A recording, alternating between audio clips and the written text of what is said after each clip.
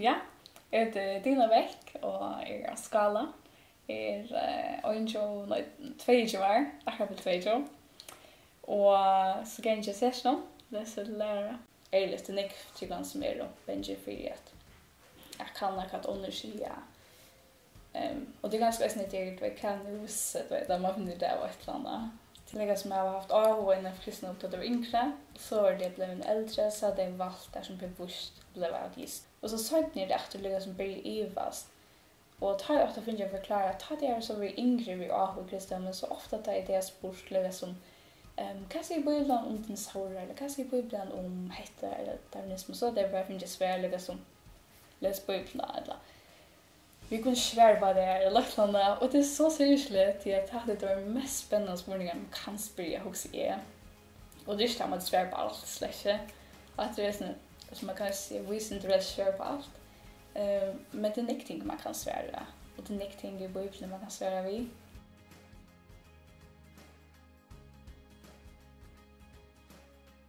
Men jeg husker at jeg så alltid man får gjøre et video om din svarar, og et video om också vísindi, och det är så spännande.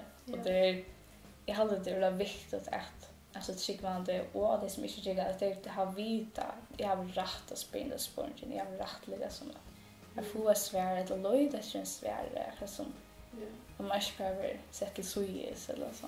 Och är sen utför det är ju spännande. Det är exempel där faktiskt folk vita mega nek. Folk vilja veta att jag vill inte bara göra ting. Nu läser jag alltså även för jag ser någon. Personligen att jag har ganska vísindi så har jag ångat att se alltså en anstöv vi Bíblian att se att det passar in i Bíblian. Och darwinisme så är det också som nu kommer synder på vara kontroversiellt det är inte.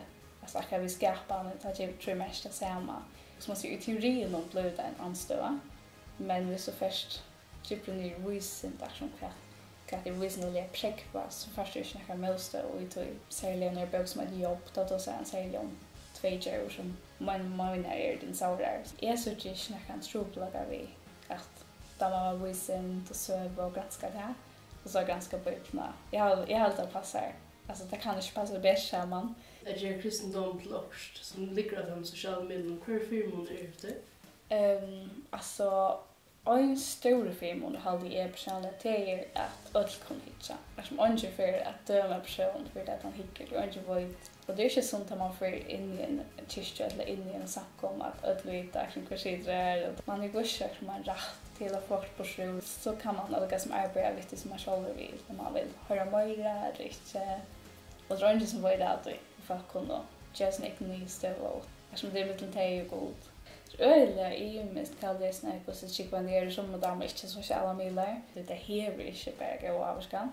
Vad det faktiskt stora parter som är lika avskan. Det är ju upplock och kallar jag vid ut alltså kaffetla vid millarna via och tar vi så bara själva allt och jag ska det för bara jag video.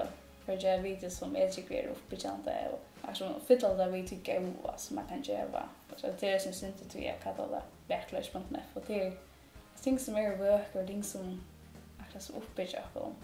Det har alltid ordentligt gott att köra ut. Jag har alltid hört att det är bara män som släpper predika.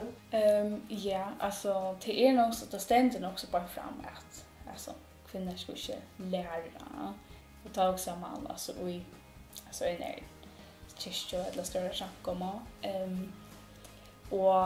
Och som tryckvande som är sen tackat hit inte nu vi så att man kanske bara förklara en passport till människor där och ta en pasten och att det som kvinnor ska lära det är ju inte vi. Men här är några ting som lägger som var uppmuntrad dömes att en äldre kvinna lär en yngre jätter. Så det är som vi mål och så att det här är då är vad att det är då yngre drönger och män som hittar och det är syns jag som jag får inte stort ut det han är någon och det alltså det är kunna klicka där men det är oavsett om det var alltså går så jättelätt att så ut att vet om det var texter eller video så kunde allt fara det som vill jag och så kände jag en annan uppgåva som man är som tycker man det att fortälja faktiskt det som inte tycker man det om Jesus och Bibeln så det är som vi har ett mål. Alltså det är ganska större challenge ut och att det faktiskt när färre som blir kristin färre som väljer det. Men jag håller ju också att det är lika som jag håller det också inte folk blir som huxar eller att vi vill leva någon kan inte bruka med typa. Så det är väldigt inte bara ting bara så som kan vara lika som kristendom är kultur det är så att hålla och det är inte mer att det ska vara alltså för att det ska mena att det ska inte vara